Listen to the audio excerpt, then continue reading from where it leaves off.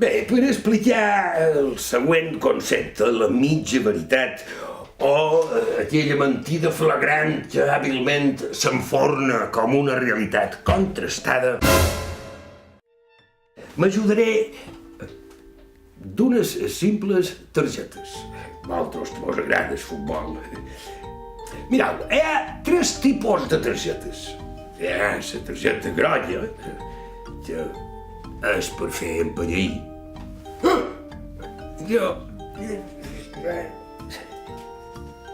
Llavors hi ha la targeta vermella, que aquesta ja ve a voler dir...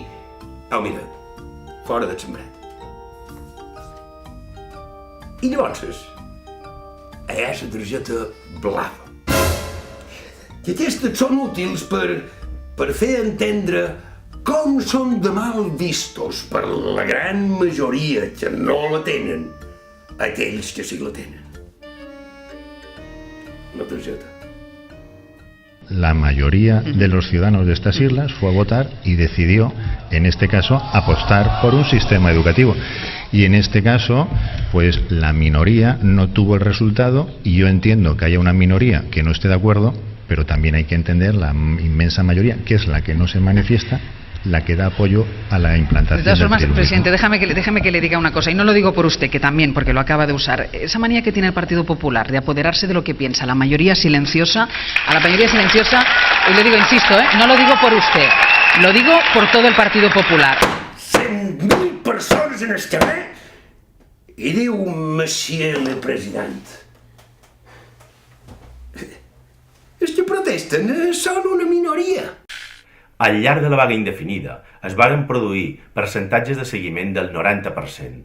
Això sumat a la gran feina de les comunitats educatives va tenir com a conseqüència un moment històric.